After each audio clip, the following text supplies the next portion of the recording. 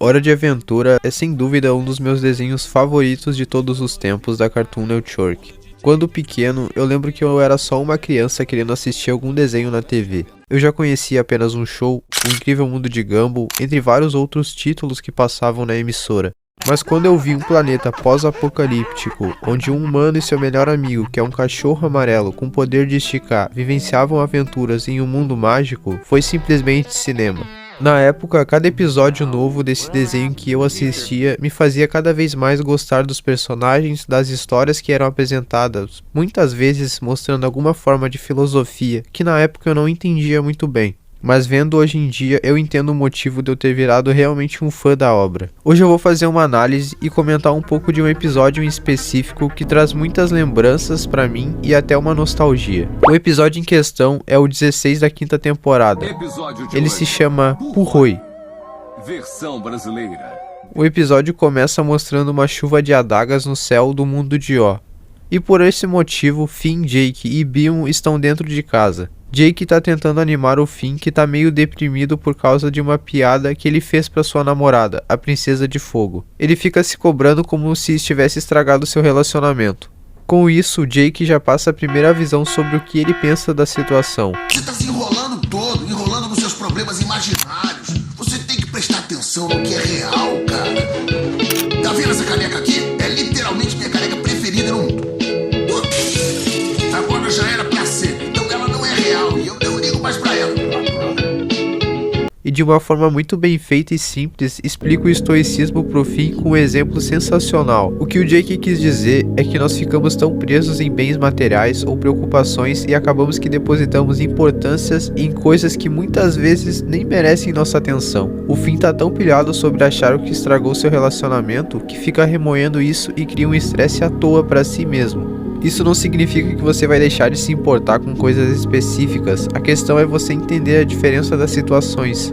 Por exemplo, não era mais fácil ele ligar pra ela e perguntar se ela estava bem, ou se ela não entendeu a piada, ou se ela queria que ele contasse a piada de novo? E às vezes é bom você escutar o conselho de um amigo, porque ele vê o que acontece de outra perspectiva, e pode te aconselhar de um jeito mais racional. Isso? Uma piada? Vai nessa, Bima. Mais provável ela ter usado todas as risadas com os outros namorados dela, credo. Namorar é difícil, cara. Não, ser maluco é difícil. O Finn decide que vai passar um tempo sozinho para apaziguar as ideias, e resolve entrar no forte de travesseiros. Em um momento, ele chega ao fim daquele túnel e passa por uma mini porta onde ele encontra um mundo paralelo feito de travesseiros. Como a porta some, Finn resolve explorar a cidade e acaba mandando um dragão lençol de Vasco. O prefeito chega, nisso ele acaba se tornando uma espécie de herói daquela cidade e o prefeito faz uma festa para comemorar o feito. Mas Finn ainda tá deprimido com o que aconteceu com sua namorada. Nisso, a filha do prefeito chega e troca uma ideia com o Finn e convida ele pra dançar. Ele fica meio receoso, mas acaba aceitando. Você quer dançar? Olha, eu já tenho namorada. Finn fala pro prefeito que queria ir embora. O prefeito então diz que vai tentar ajudar ele a achar uma saída. No mundo real, Jake resgata sua caneca favorita de volta e se pergunta o que o Finn estaria fazendo. A cena volta para o mundo de travesseiros e o que vemos é que o Finn teve uma vida lá e acabou tendo até 2 filhos com a filha do prefeito. A vida de Finn realmente parecia boa. O prefeito acaba chegando e fala que precisava falar com o Finn. Ele conta que quando o Finn chegou naquele mundo, ele comentou de uma porta por onde ele entrou e fala que talvez alguns arqueólogos tenham achado o que ele procurava. Finn então decide que precisa encontrar a porta, mas sua esposa aparenta estar meio preocupada. A cena corta para uma montanha e aparece o Finn já velho, o que mostra que se passaram vários anos desde então. Ele entra na tenda e faz algumas perguntas para aquele travesseiro. Você é Rashita, o grande oráculo? No ponto alto da conversa, o oráculo pergunta para o Finn se ele realmente gostaria de ir para casa, e ele fala que sim. Em seguida ele diz que Finn iria rápido e solta um peido. Em seguida repete a mesma fala e peida, então o Finn, sem aguentar o cheiro, sai da tenda e encontra sua esposa e seus filhos. Finn acredita que finalmente encontrou uma forma de voltar para o seu mundo. Sua esposa então acaba se emocionando e chora. Nisso, escorre uma lágrima do olho do Finn, e ele lembra do que seu amigo falou para ele antes dele ir para aquele mundo de travesseiros. Porém de uma forma meio diferente. Você tá se enrolando nos seus problemas imaginários. Fica com sua esposa nova. Você já conhece ela há mais tempo do que todos nós. Você nem sabe que eu existo mesmo. E eu tenho certeza de que eu não sou assim. No mundo real, Jake tá brincando com o Bimo. Então o Bimo pergunta pro Jake o porquê dele não brincar assim com seus filhos. E o Jake fala: Bom, é que bebês arco-íris crescem rápido. Eles não precisam de pais algumas horas depois de nascerem. Isso é muito chato, né? Eu acho que essa cena dele entrega a resposta sem nem precisar falar nada. A cena corta pro mundo dos travesseiros, com o Finn ultra velho deitado em uma cama com sua família ao redor. Seus filhos falam que amam ele, e ele já parece meio entregue. Então a cena mostra uma transição aonde esse bicho vermelho gigante aparece, e na verdade esse é o Golbi.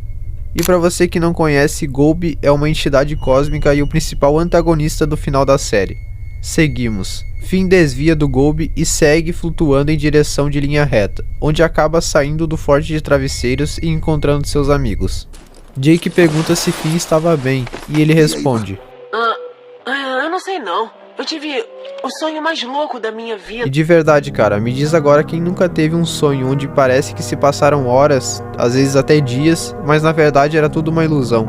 Isso é meio que um fenômeno onde até a neurociência dá uma explicação. Não existe um único nome específico só para isso, mas ele é geralmente explicado por dois conceitos principais. O primeiro sendo a distorção de percepção temporal. Acontece quando o cérebro dá uma bagunçada e a noção de tempo fica meio distorcida. Isso pode acontecer principalmente durante sonhos pesados, especialmente na fase do sono onde eles contam como REM. Quando os sonhos são mais intensos, o cérebro cria experiências muito rápidas, mas que parecem longas. E a segunda é o tempo subjetivo. Esse é o tempo como a gente sente, não como ele realmente passa no relógio. No sonho, o tempo subjetivo pode ser muito expandido, que provavelmente é uma das explicações para o caso do Finn. Seguimos. O Finn recebe uma ligação e era a Princesa de Fogo, a sua namorada. Ela fala que só agora entendeu a piada e achou engraçado.